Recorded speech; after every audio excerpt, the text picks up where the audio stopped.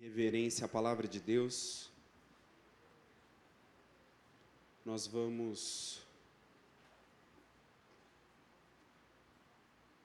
eu quero orar junto com você pela palavra.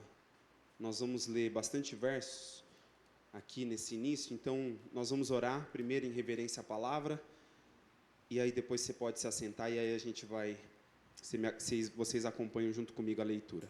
Amém? Vamos orar? Para que Deus fale conosco através da palavra nesse exato momento. Pai, nós queremos te agradecer por essa noite, queremos te agradecer por essa palavra, queremos te agradecer, Pai, por esse culto, por essa casa de oração, pelas portas que o Senhor abriu neste lugar, para que a tua palavra fosse pregada, Deus, para que a tua palavra fosse ensinada, para que o Senhor salvasse um povo neste lugar e também edificasse esse povo para a sua glória, para o seu reino.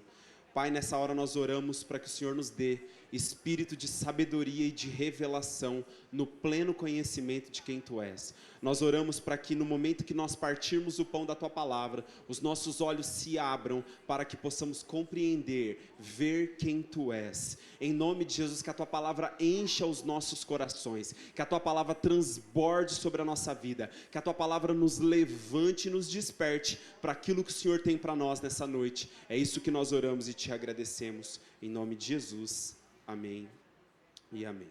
Os irmãos podem se assentar, nós vamos ler Atos capítulo 10, nós vamos ler a partir do versículo 1, e aí nós vamos pular alguns versos, porque o texto de Atos capítulo 10 aqui, ele é bem grande, nós vamos pular alguns versículos, vamos ler aquilo que eu considerei ser principal aqui, para nós começarmos essa palavra, que tem como tema oração e fidelidade.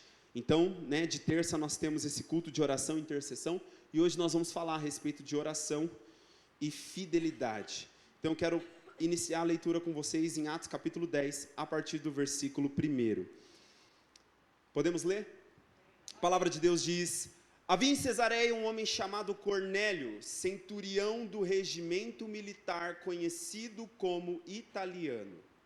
Esse homem era piedoso e temente a Deus, assim como toda a sua família. Ele era generoso em ajudas financeiras aos pobres e buscava continuamente a Deus em oração. Certo dia, por volta das 3 horas da tarde, ele recebeu uma visão. De forma clara, viu um anjo de Deus que, se aproximando dele, o chamou pelo nome: Cornélio. Estarrecido e com os olhos fitos no anjo, indagou: que é, Senhor?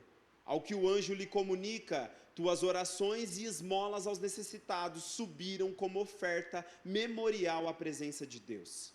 Agora envia alguns homens a Jope e manda chamar Simão, também conhecido pelo segundo nome, Pedro. Vamos para o versículo 9 agora. No dia seguinte, por volta do meio-dia, Pedro subiu ao terraço da casa para orar. Enquanto isso, os homens vinham pelo caminho e já estavam próximos de Jope.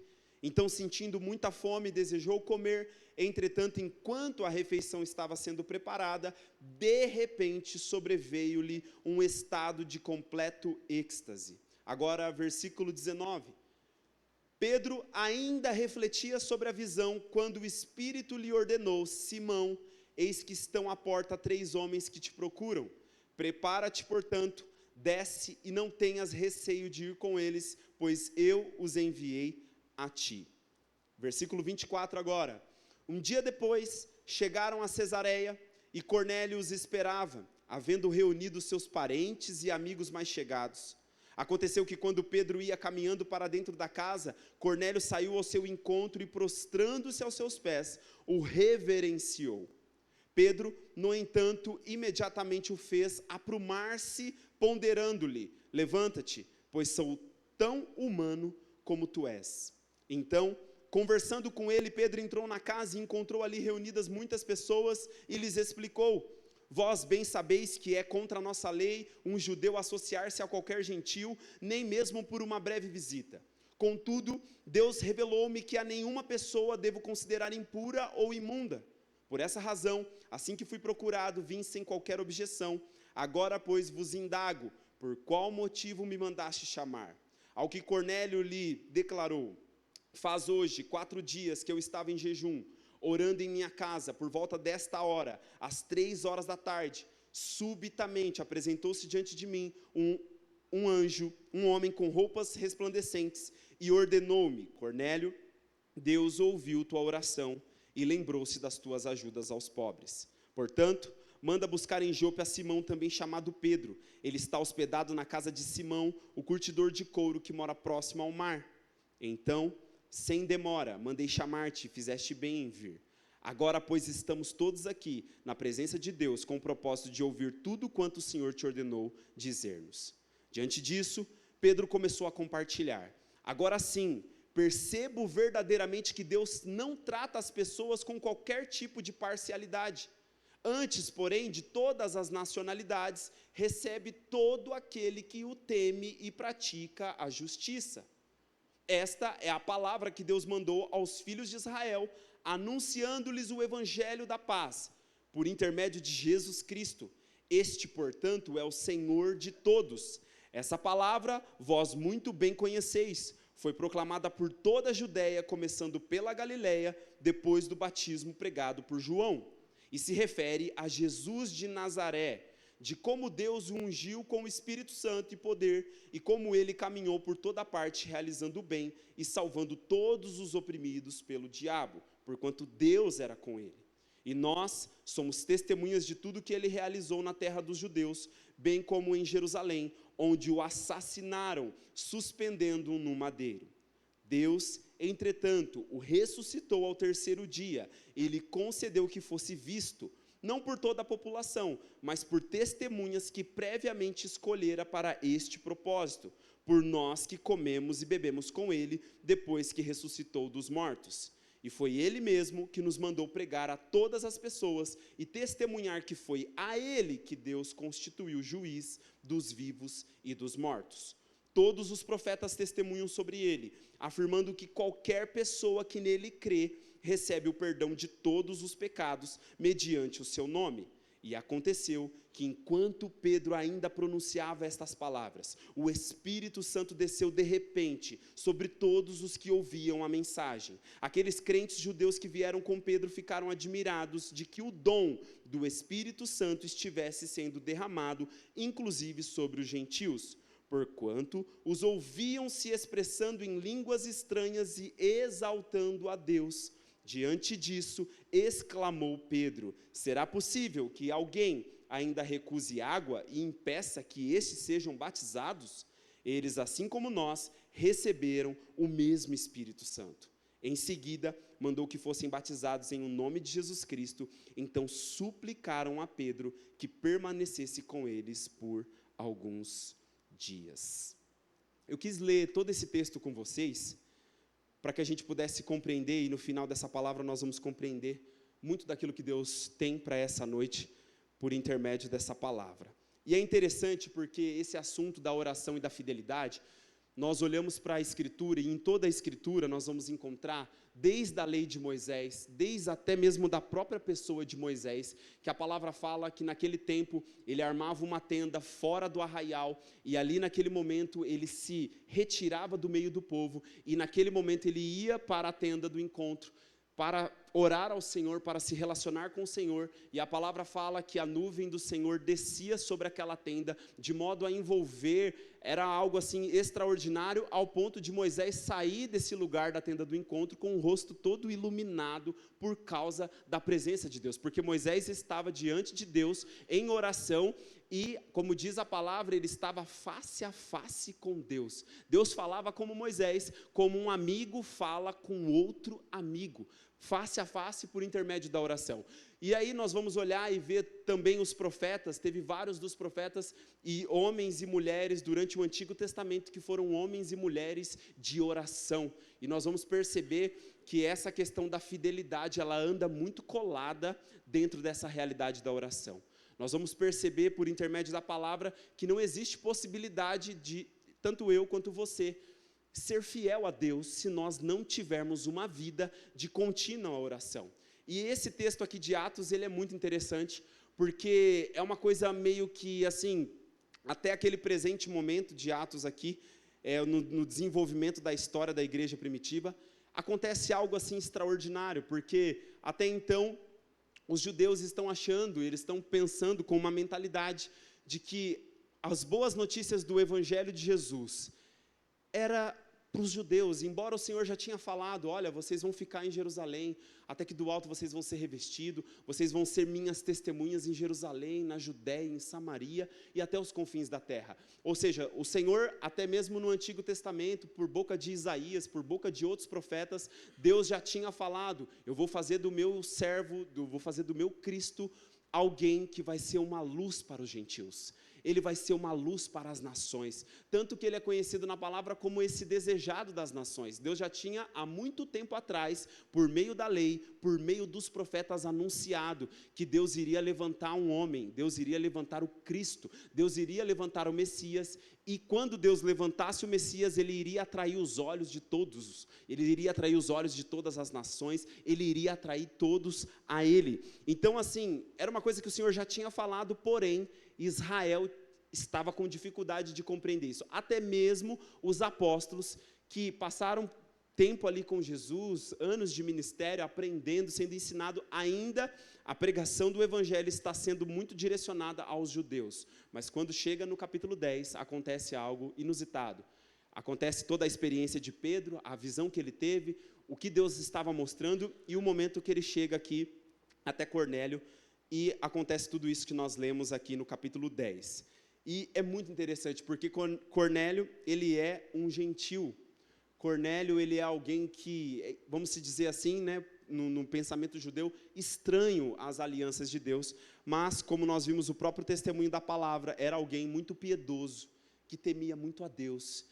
E isso é muito interessante, porque assim, como alguém que ainda não tinha conhecido Jesus, ainda não tinha conhecido a clareza, não tinha tido clareza sobre o ministério de Jesus, sobre o Evangelho, foi preciso mandar Pedro lá para explicar o que era o Evangelho de Jesus, como que uma pessoa que não tinha Jesus estava orando continuamente, estava jejuando há 4 dias, estava pegando os seus recursos e ajudando os pobres, sem conhecer Jesus.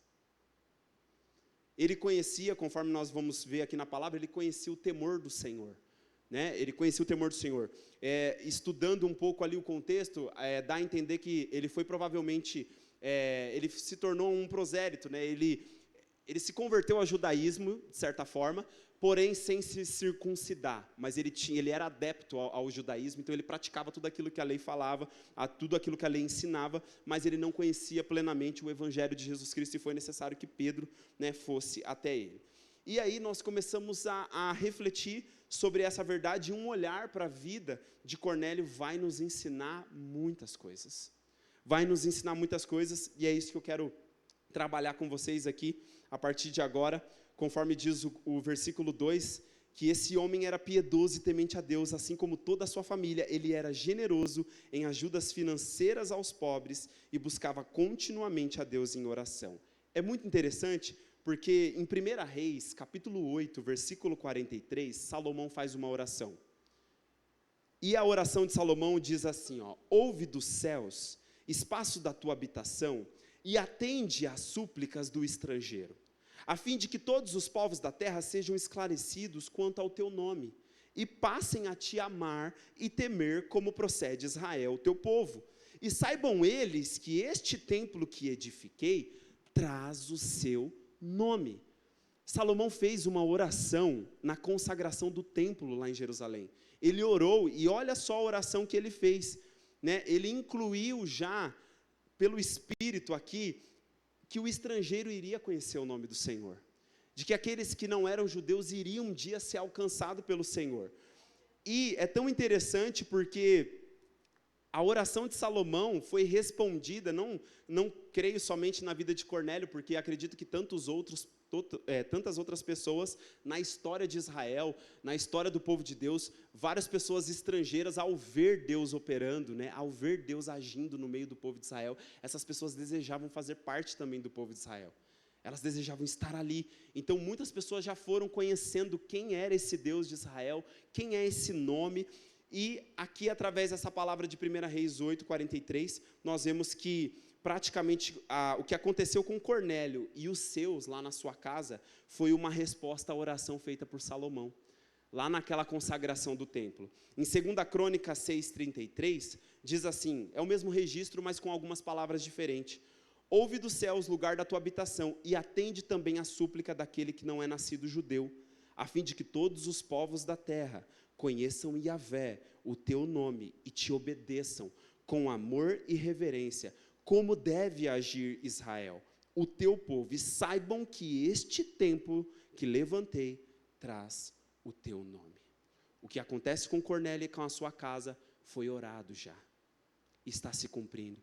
E a primeira coisa que o Senhor nos fala nessa noite por intermédio da palavra, a oração, ela é, tanto o diálogo aberto, franco, sincero com Deus, é tanto nós falando com Deus abertamente, conversando com Ele a respeito das nossas questões, mas a oração também, e ela é um diálogo, ela tem uma volta, o Senhor também fala. Então na oração não é só eu que falo, quando eu oro não é só eu que falo, quando eu oro eu falo, mas quando eu oro Deus também fala comigo. Não é só eu falando com Deus, é Deus também falando comigo. Então a oração ela é um diálogo franco, aberto e sincero com Deus. Nas Escrituras nós encontramos vários tipos de oração. Existem, por exemplo, você pode orar de diferentes maneiras. A oração é uma coisa só, mas ela pode ser feita de diferentes maneiras. Você pode orar, por exemplo, com ações de graça. É uma oração que ela é cheia de gratidão, onde você expressa para Deus toda a sua gratidão por aquilo que Deus está fazendo na sua vida, por aquilo que Deus já fez, por aquilo que Deus vai ainda fazer e que você crê, você se apresenta com ações de graça. Existem orações que são chamadas de petições, elas são súplicas, elas são pedidos humildes e insistentes, para que Deus faça algo. O que é oração de súplica e petição? É você, sabe, todo dia, insistentemente, mas, ao mesmo tempo, humildemente. Senhor, por favor, faça isso. Deus, por favor, se o Senhor não intervir aqui, se o Senhor não fizer, o que vai ser de mim? O que vai acontecer? Sabe, são orações de petições e súplicas, pedidos humildes e insistentes diante da presença de Deus. Existe também a oração num formato de confissão, quando nós confessamos a Deus os nossos pecados, quando nós confessamos a Deus as nossas falhas, confessamos a eles os nossos erros, nós confessamos o que está ali no nosso coração, nós falamos para o Senhor, e isso é uma oração em modo de confissão. Existe na Escritura também oração no modo de lamentação. É quando você desabafa com Deus, é quando você rasga o teu coração e você fala coisas que talvez se alguém ouvisse você falar, se escandalizaria. Só que no livro dos Salmos, mostra claramente pessoas rasgando o coração. Existe um livro na Bíblia que é o livro de Lamentações, e ele é Lamentações de Jeremias, onde Jeremias, do primeiro capítulo ao último, ele está lamentando. Ele está desabafando com Deus. E eu falava essa semana com algumas pessoas que existe um lugar em Deus para a nossa lamentação. Não é pecado. Não é pecado você rasgar o teu coração, abrir a sua boca e falar o que você está sentindo, falar o que você está pensando, falar o que você às vezes não está concordando. Deus não se ofende, desde que seja feito com humildade, desde que seja feito com reverência. Deus diz nessa noite, existe um lugar em oração, de lamentação para você. Pode desabafar comigo, pode falar o que você está sentindo, pode falar o que você está pensando. Eu escuto. E eu falo de volta também. Existem várias maneiras de orar. Várias maneiras de orar. E o que o Senhor quer nos trazer nessa noite, que nós não temos noção do que as nossas orações podem promover. Nós não temos noção e às vezes não acreditamos. Mas como a exemplo aqui, Salomão fez uma oração um dia, há muitos anos antes de Cornélio existir. Ele orou por uma coisa, e ele falou, Deus, esse templo que nós estamos consagrando aqui, que as pessoas conheçam o teu nome, que as pessoas reverenciem o Senhor, que elas temam o Senhor. E um dia isso aconteceu, por exemplo, com Cornélio. A nossa oração, ela pode ir a lugares e operar coisas que a gente nem imagina. Mesmo depois de morto, mesmo depois que a gente possa partir daqui, as nossas orações ainda vão estar produzindo efeitos. Gente, eu não estou falando coisa como diz o meme na internet, né? Da onde você tirou isso? Aí está lá, a fonte, vozes da minha cabeça. Não é voz da minha cabeça, não. Nós vamos ver na Bíblia aqui que Deus realmente fala sobre isso. Tem orações que você faz, e se essa oração vir acompanhada de fidelidade, vai acontecer um negócio, que nós vamos ver aqui na Escritura, e que o que você ora fica diante de Deus eternamente, fica fixado. E Deus não se esquece, e Deus se lembra de você. Amém? Olha o que diz em Lucas 18:1. Então Jesus propôs uma parábola aos seus discípulos, com a intenção de adverti-los quanto ao dever de orar continuamente e jamais desanimar. A oração contínua, ela é um dever.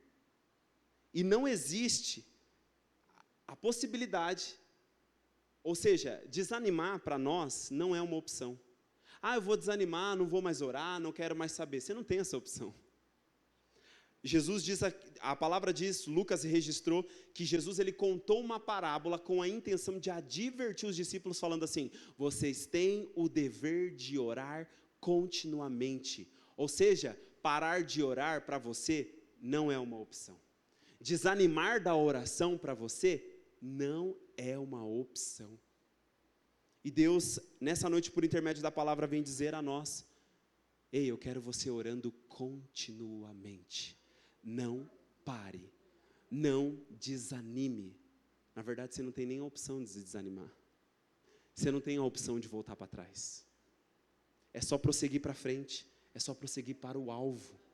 É só para manter o olhar fixo no objetivo que deve ser alcançado. E permanecer orando. Mike, mas está tudo o contrário do que eu estou orando. Isso é sinal que você tem que continuar. Está tudo o contrário do que eu orei. Parece que só foi começar a orar, piorou tudo. Parabéns, você está no caminho certo. Só não desista. Continua. Porque Jesus advertiu os discípulos: vocês devem orar continuamente. Ou seja, não pare, não desanime. Amém? Olha o que diz em Colossenses 4:2. Perseverai na oração, vigiando com ações de graças. A oração tem no mínimo 3 amigos. A oração tem no mínimo 3 amigos. Quais são eles, Mike? Perseverança, vigilância e gratidão. Tem gente que ora, mas não persevera. Tem gente que ora, mas não vigia. Tem gente que ora, mas não agradece. Deus está dizendo nessa noite: a sua oração tem que estar acompanhada de perseverança, vigilância e gratidão.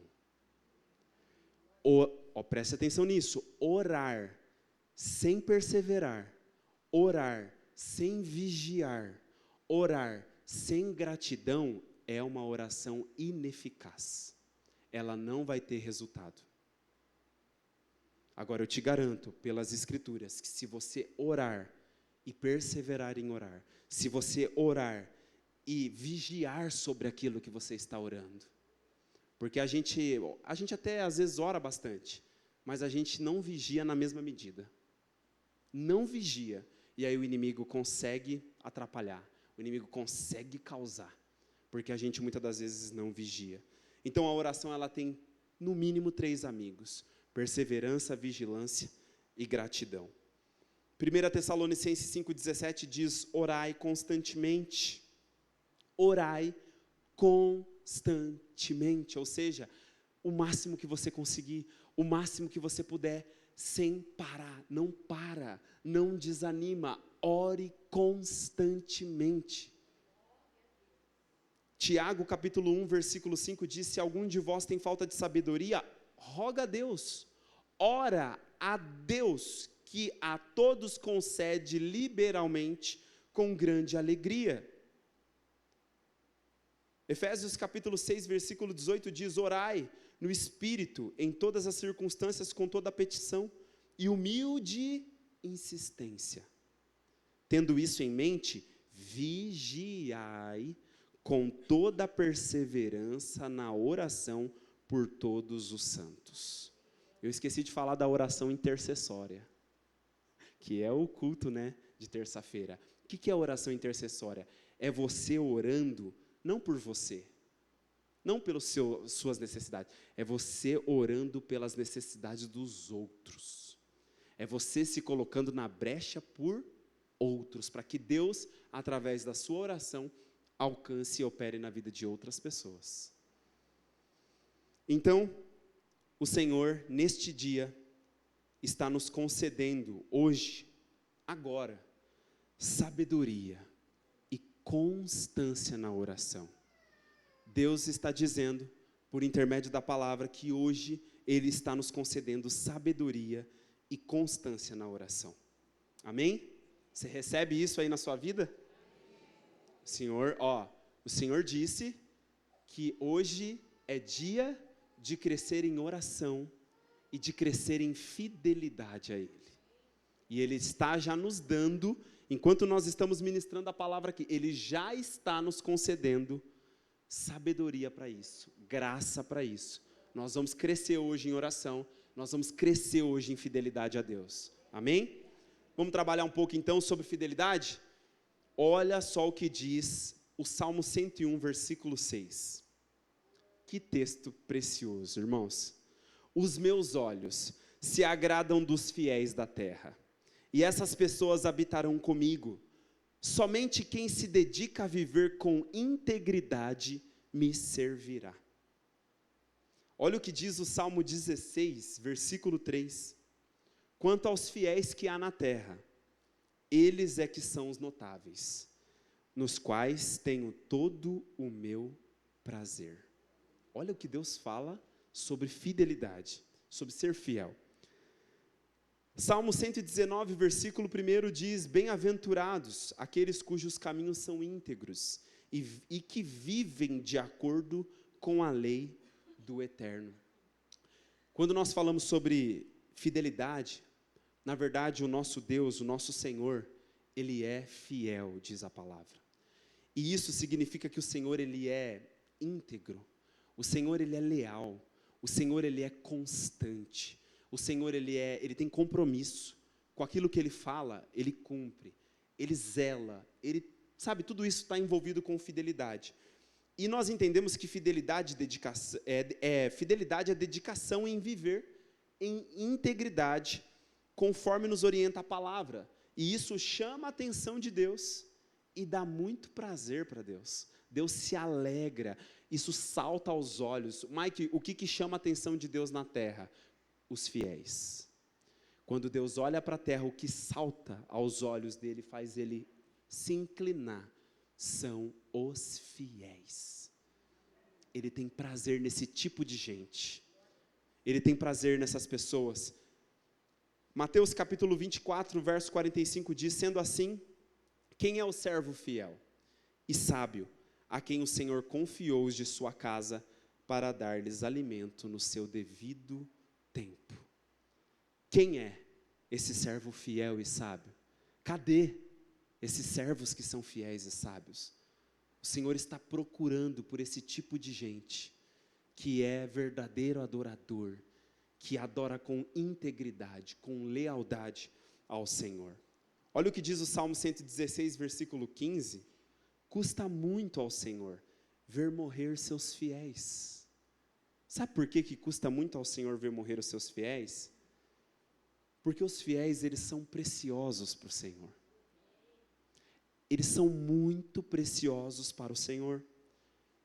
Eu convido o Ministério de Louvor a subir aqui. E o Espírito do Senhor nessa noite nos pergunta: quem nessa noite pode ser encontrado nessa qualidade? Quem de nós nessa noite, os olhos do Senhor estão passando aqui, na Igreja do Evangelho Quadrangular do Jardim Ricardo? Quem é o sábio? Quem é o fiel? Quem é que Deus olha e fala: achei? Quem? O Senhor pergunta: quem pode ser encontrado nessa noite, nessa qualidade? os que assim forem encontrados pelo Senhor hoje, se hoje você olhar diante de Deus com toda a sinceridade do seu coração, mesmo você sendo falho como eu também sou, mesmo a gente sendo pó, sendo carne, nós erramos, nós pecamos, né? Nós não estamos ainda, como diz o apóstolo Paulo, não que eu já tenha alcançado, não que eu já cheguei à perfeição, eu não cheguei ainda não, mas uma coisa eu faço, eu vou me esquecendo das coisas que ficam para trás e eu prossigo para o alvo. Eu olho para o prêmio da soberana vocação de Deus em Cristo Jesus. E então, o Senhor diz assim, olha, se você for encontrado por Ele nessa noite, nessa qualidade de fiel, o Senhor quer que você saiba nessa noite que você é muito precioso para Ele. Você é muito preciosa para Ele. No reino vindouro e na eternidade, somente um tipo de gente vai estar com o Senhor no reino vindouro e na eternidade. Só um tipo de gente. Quem é, Mike, esse tipo de gente que vai estar com o Senhor na eternidade e no reino? Os fiéis. Os fiéis estarão com o Senhor no reino. Deus diz assim, ó, eles são íntegros, eles vão habitar comigo e eles vão me servir. Somente os fiéis. Eu gostaria de convidar você a se colocar de pé diante da presença de Deus. Ouça isso, eu falei para vocês que oração é acompanhada de fidelidade, elas andam junto. Não tem como você ser uma pessoa fiel a